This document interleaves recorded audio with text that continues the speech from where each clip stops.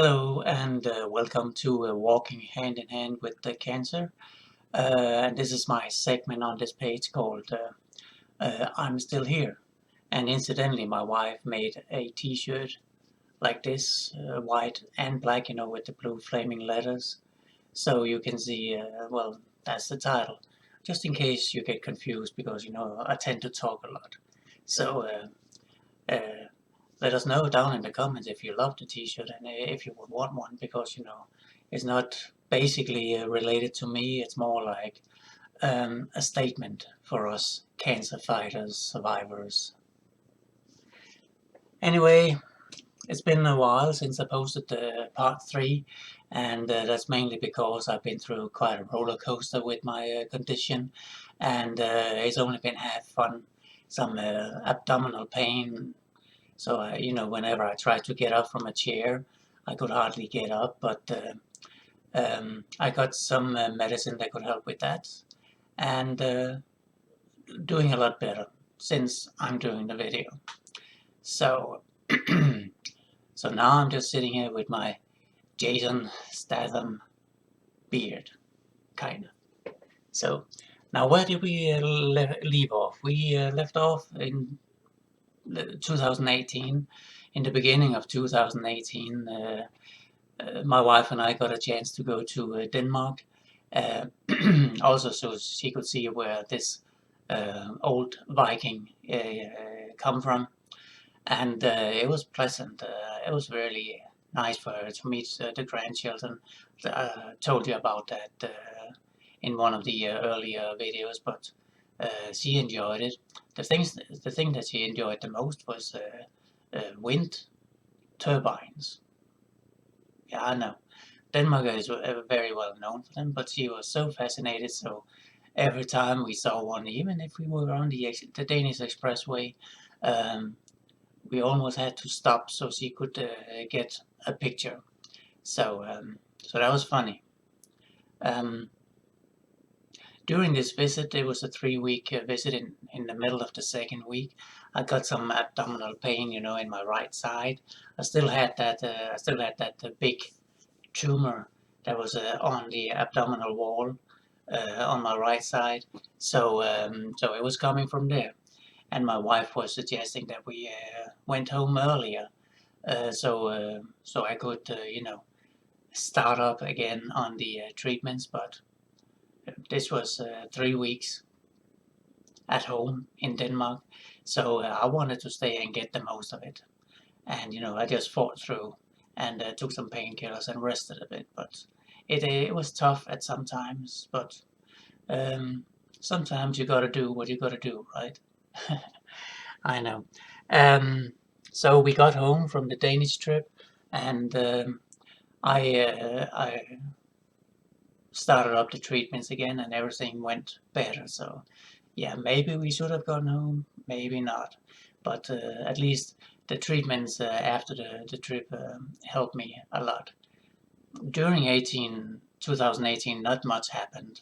It was more like, okay, CEA goes a little bit up, then it goes a little bit down, it goes a little bit up, but it was kind of stable. And uh, my oncologist at Christ Hospital, he said that I was still in this gray box where uh, they basically didn't know where this was going, but of course he was happy on my behalf that I could handle the treatments and I had no severe side effects. So, well, until the things that I told you about in the beginning, but we'll get back to that.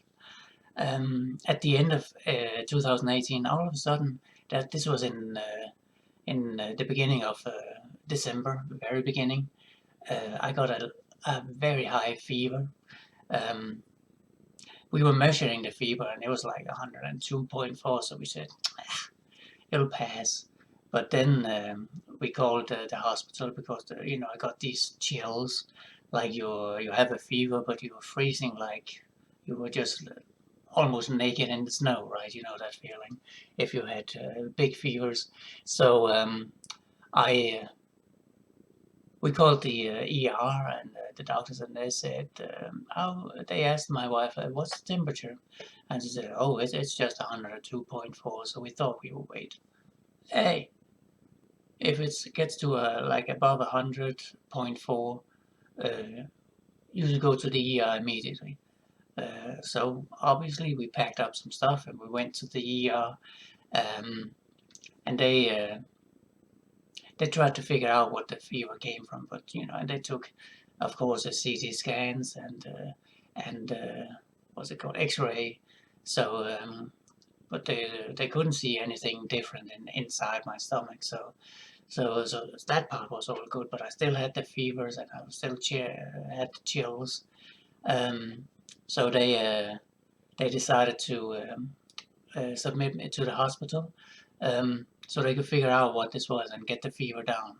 At that time, we already tried, I think, 2 different antibiotics, I think it's called, and uh, apparently they didn't work. I got some days at the hospital where they tried out, I think, maybe 8 more different antibiotics. Um, but it was in and out, with those fevers. It was more like then I was normal, the normal as TA can be, TA. But and then I got these chills where I was just shaking, shaking, shaking. There was nothing I could do about it. Um, Also, my oncologist, of course, came up and visited me and said, and the first question, like, so what are you doing here? And I said, well, I thought it would be nice to visit my old spaces. I had a lot of surgeries before that, so I got a new 5th floor on Christ Hospital, and that was my people. I told him, and that of course made him laugh. Again, this filter that I was talking about in one of the earlier videos, it just came down, and we make fun of it. So anyway, during the next couple of days, the fever disappeared. Nobody knew why. Doctors, nurses, nobody knew why. And of course I didn't, but I was happy that the fever was gone. And then the next day, when I had been home from the hospital for a day, the next day we went to Dollywood, of all places. I'm not a country fan. I admit it. It's totally un-American, but I'm not a country fan. But Dolly Parton, she's done well. We have to give her that. And of course, we had to go to Dollywood in the winter. Uh, and I'm telling you, it was fun being there. It was nice with the lights and all. Um, but it was so cold. I mean, really cold. So that almost made me miss the chills back at the hospital, because at least I could see an end to that. But here we were at least 2 days in cold. So, and they announced also that we would have a snowstorm, and I was looking out the window, and it was like one snowflake just came like this. So that was the snowstorm that we got that day. I bet you some people actually ran out and took pictures of that snowflake so they could say, hey, we had snow in the mountains. Yeah. So over to 2019, nothing happened there in 19. The CEA, the cancer markers, they just went up and then they went a little bit down, but somewhat stable. But they did like kind of move a little bit up every time, but it's not like it was like maybe 10 numbers up and then they dropped down again to 5 numbers down. So my oncologist and especially me, we were not worried at this time. So in the summer of 19, I started working as a security guard, this time not at a casino, but at another place. Um, and it was so nice. You can imagine it was so nice to get out of the house, get to meet other people, take your mind away from the things that you would be thinking about if you were sitting home inside those 4 walls. But it was nice, and got to meet some nice people and colleagues and stuff like that. Also some bad ones, but hey, it takes every kind, right? It's still colleagues. So at the end of the day, you just leave it at the work and you go home and then you are with your wife, which is nice. Um, as I've told you before, she's my rock. She has been everything that I needed to get through this with the help of forces above. Um, I think I told you I took in all the forces like um, God, and since I'm from Scandinavia, I'm a Viking, so like Odin and Thor and all those people. So everything just make a great force against the cancer. So it was nice getting out. Um, and I worked through until May in 2020. We are in now. And during that time working, of course, it was hard getting up at 5 a.m. in the morning. Um, I don't know what kind of person I am. I like to get up at 10 and then maybe go to bed at 10, at least while I've been sick. But I was well, it was like I like to get up late. But then in Denmark, for instance, I always went to bed late. Also, I talk with my wife on Skype during the evening, so that kind of put my schedule, my excuse me, my late schedule up there. Um, Something wonderful happened in May 2020. Um, the CEA was starting to get up, which of course was not the wonderful part. Let's just take that out of the equation. Um, my CEA started going up and steadily, slowly but steadily. And my doctor, my oncologist, introduced me to another doctor, Dr. Flynn, and he told me about something called HiPec. And HiPec is a surgery that first they open you up, from as far up as they can get, and then all the way down, and they wide open there. Um, you're probably there like a not so pretty butterfly. Well, you get the picture, right? So, um, so they open you up, and then they look inside, and all bad parts that they can find, they cut out and remove all the cancer that they can see. And in my case, they removed 60% of my stomach. They moved 50% of my pancreas, and they moved the whole spleen. So that was quite a lot. And then some other stuff around. But when they have done all that, what they then do is that they sew you back together, and then they leave uh, some catheters, I think it's called. And they pump chemo medicine into your stomach. It's a stronger blend of chemo, but since it's in your abdomen and it's not in the bloodways, it's the side effects are not as great, as big as they could be, and they are right about that. I experienced that, but um, then after 2 hours, you have to imagine, because obviously I wasn't really there when they did this surgery. I was kind of out. So um, when they put in the liquid to fill your abdomen up with the chemo, then for 2 hours they just roll you back and forth, like a washing machine. Not as fast, but back and forth. So the chemo medicines get all around everything you have in there left, um, and they take out if there's still cancer cells, in your abdomen. The chemo treatment will take those out, and the chemo doesn't touch the bloodways, the blood vessels at all. So that makes it very specific, and for that purpose. So they take out everything that they can find.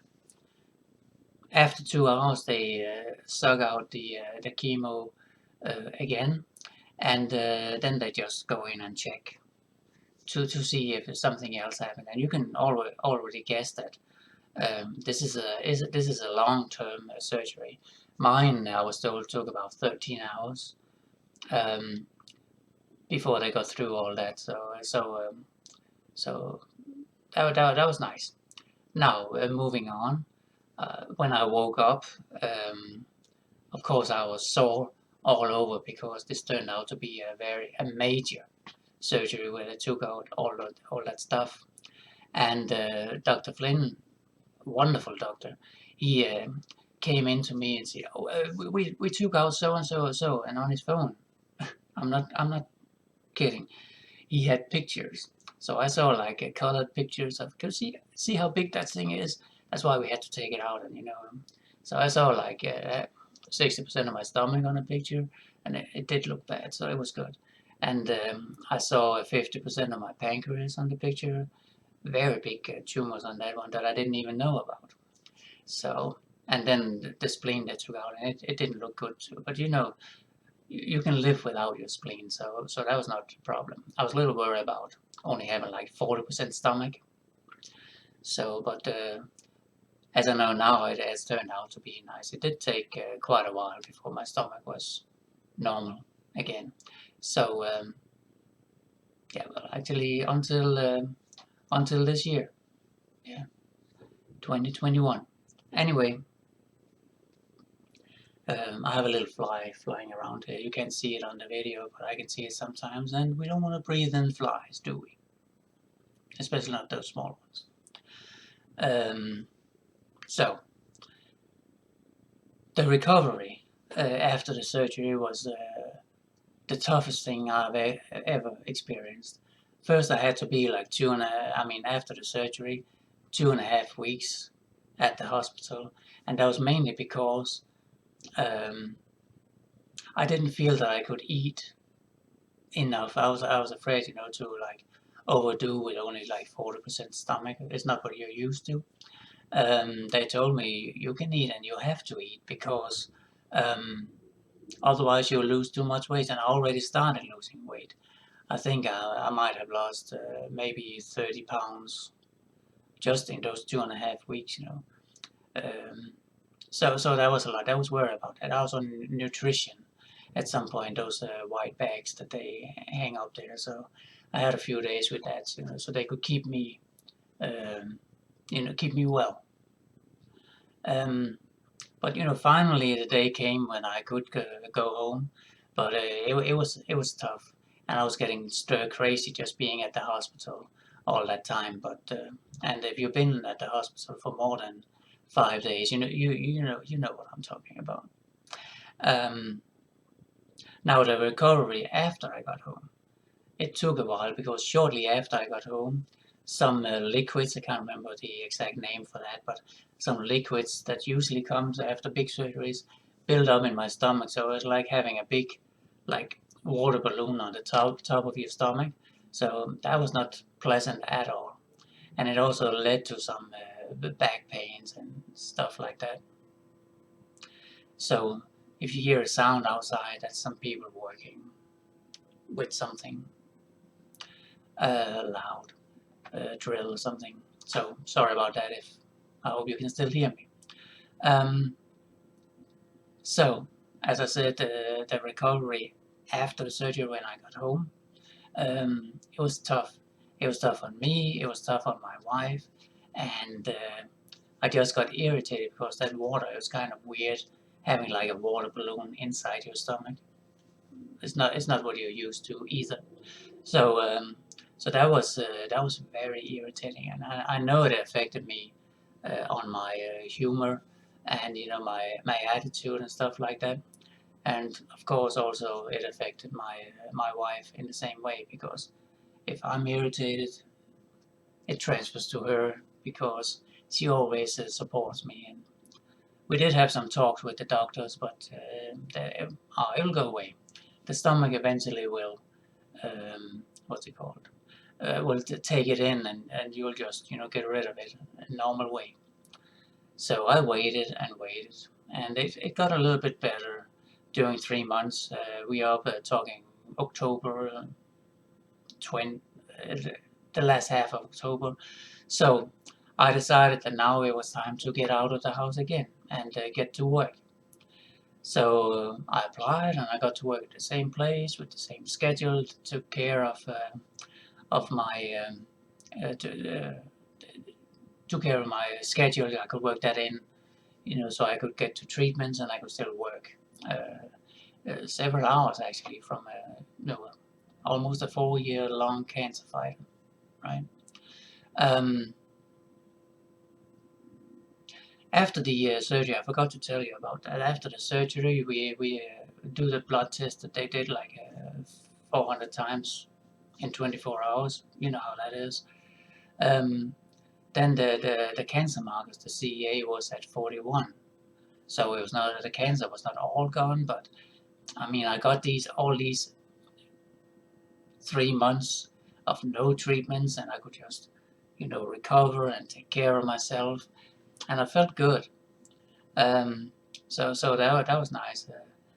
My oncologist even got to the word where they say, well, as it looks right now, you seem to be cancer free, and that was wonderful.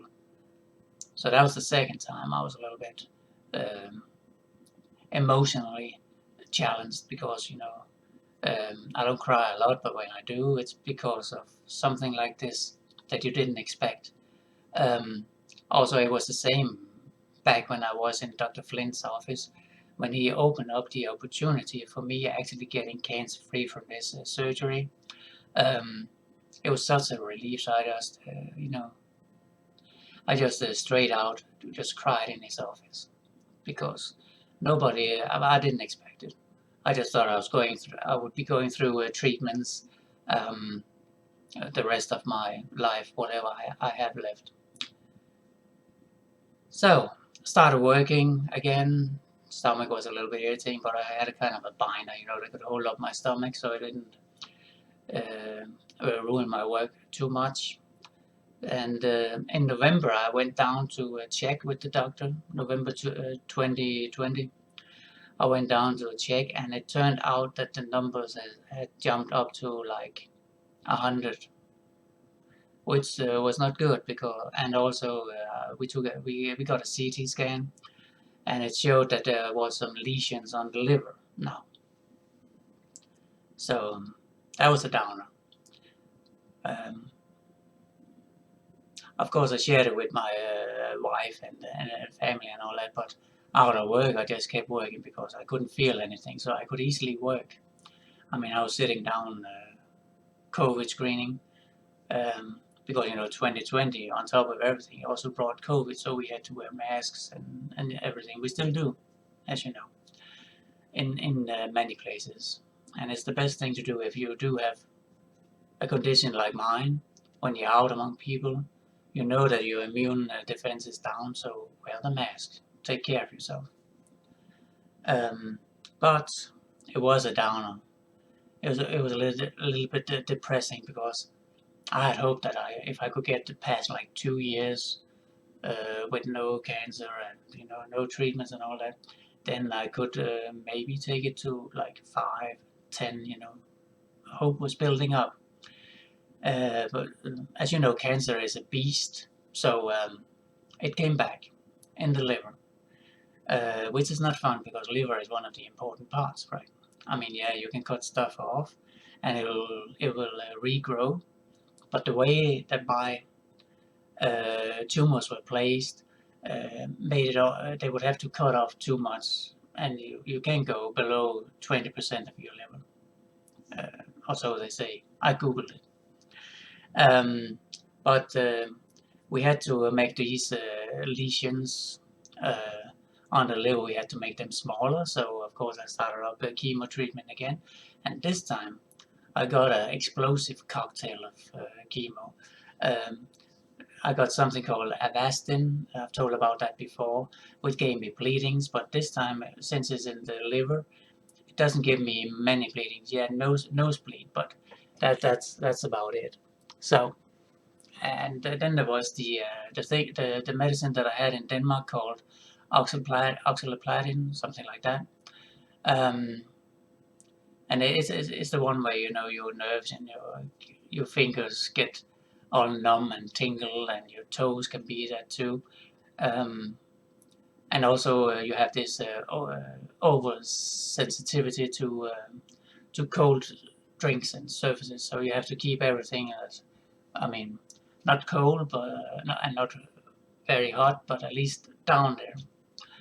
So I started up on that, and it worked immediately.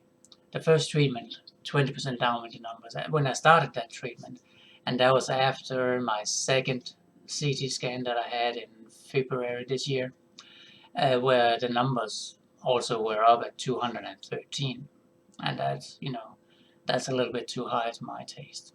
I know they could go way higher, but I mean the fact that they're going up, not good. So we put that whole cocktail in there, and we went down to 195 the first treatment, and then after that another 20%. So we got down to like 180, and further down, all the way down to 34 actually. And during this time, with the treatments and all that, some pains started building up, and it started back in May this year, if I remember correctly, maybe even in April. But it was irritating in such a way that normally I can get up from a chair and then I get straight up. Now I had to think about my stomach pain, so I could get up to a certain point, and then I had to like stretch slowly, and that was not fun. And at some point it hurt a lot. So one day we went down to the ER because it was really irritating me, and they found out that it was constipation. Imagine that. So I was thinking, and they also did a CT scan, and there was nothing in my colon or anything that could like back up stuff. It was just like constipation. So he suggested that I should get a laxative that they called Go Easy, something like that. Like a whole bottle, one of the big bottles of Gatorade, and you put in a lot of stuff and all that. But my oncologist suggested that I would go maybe a little more easy than that, because I mean, like the doctor told me, if you drink all that, you better have some good magazines out in the bathroom, because you'll be there for a while. So, and my oncologist, the doctor, thought that was probably a little bit too aggressive. So he came up with some options, and I tried those, and they worked, and they helped also. So now I just know that when things start like tightening up in my stomach, just go out and get some what's it called, Miralax, and maybe what works perfectly is something called magnesium citrate.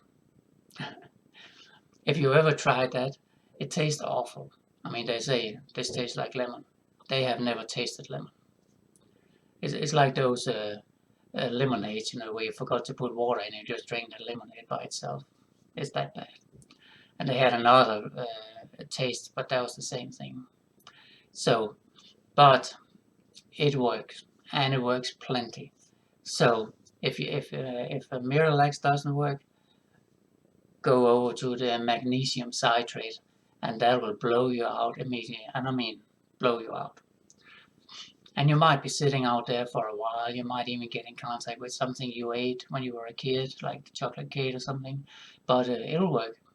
And it did for me, which was pleasant, because the other thing at work also, where I sit in a chair, then I have to get up, it was just a nuisance. But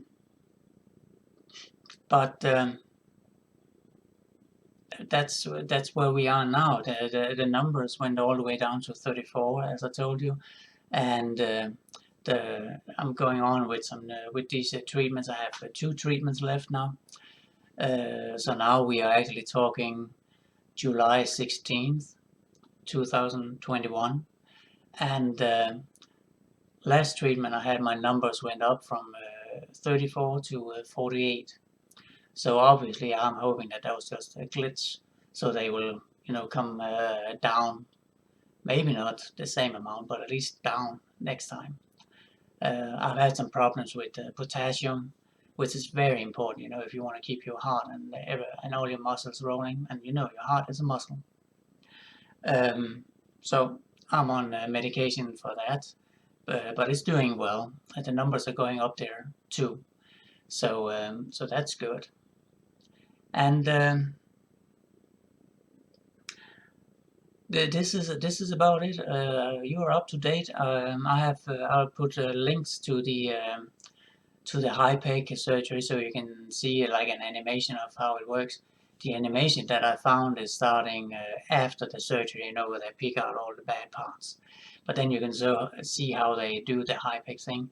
And I'll put another link to an article that describes how it works and all that. So I hope that will help you. So this is basically the end of my story so far. I mean, it still continues because, as you know, I'm still in treatment. I had these wonderful 3 months where I was basically cancer-free. So that was really nice. I had hoped it had lasted longer, but it is what it is. And if this is my cross, I'll carry it all the way to the end. And we don't know when that is. So I read on Google. I know, never Google stuff about your diseases, but I read on Google that when colon cancer spreads to the liver, then basically those people have like 5 years left to live, and we're talking like November 2020. So um, I'll be here at least until 2025 and longer because I am who I am, and I don't go down easily, as you know. Um, they also said that it's only about 11% of those people that actually get to the 5 years, but as I just told you, I'll be among those 11%. So if you want updates along the way, because my story is told right about now, so if you would like to have updates uh, after my treatments, and well, because I can only have 2 treatments with this kind of medicine because it's so strong, um, and then I could tell you what we're gonna do next, and you could follow my ongoing story. But this kind of concludes the past, and then the next segment will be updates about how I feel after the treatments and stuff like that. So remember, my wife made these wonderful t-shirts. You can get it in white with the flamey text on it, as you see in the beginning of the video. You can also get it in black. So just let me know either down here in the comments or at Torben Asp on Facebook. Let me know if you would like one of these t-shirts because it shows strength, and you can just many people that have seen this t-shirt, they ask why, and then I tell them why, and they feel a little bit uplifted, which is my goal also with these videos. So hope you have enjoyed listening to me talk all the time with no music and fancy stuff, and then I'll see you in the next video. Take care all, be careful, and keep up the spirits. We all need that. Here we go.